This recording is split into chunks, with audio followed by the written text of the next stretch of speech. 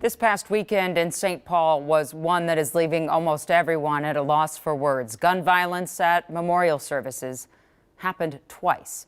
The first Friday night at a memorial reception for Devin Scott, the 15-year-old Harding High student stabbed to death at school. 3 people were shot in a drive-by at that service. Saturday night, a memorial service in Frogtown ended and the shooting began in the parking lot.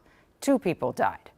I talked to a leader Saturday night off the record from St. Paul. He was unable to even share words on what he wanted to say or what happens next. He was so frustrated. On Twitter, the governor and others just said it has to stop, all of it.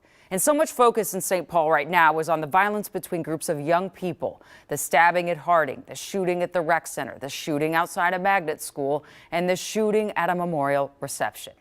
But saying it has to stop is the easy part. And today, Kent, you spoke to a community leader who's been working to broker peace among these groups of kids.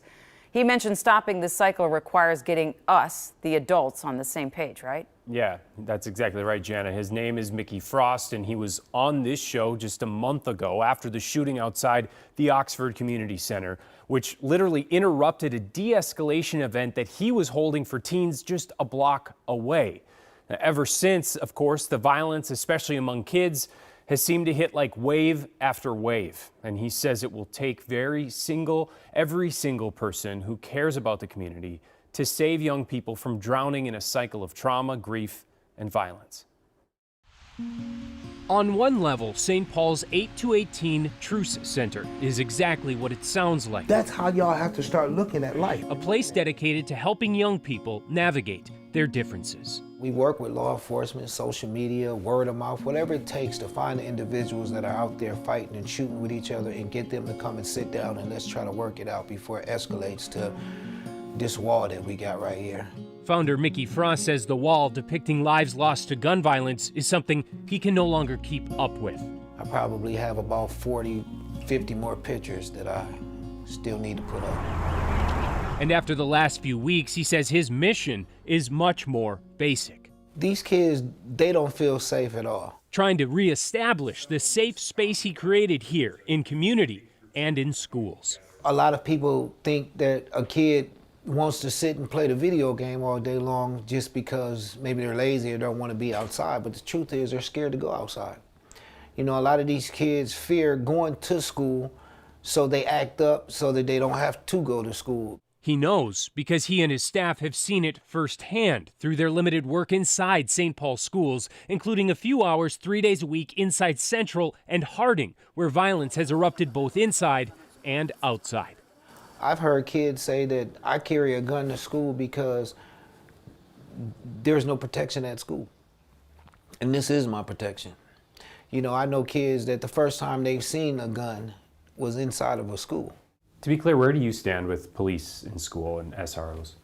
I believe that we all need to work together. The problem that is in these communities is so large that an organization such as my own cannot do it alone.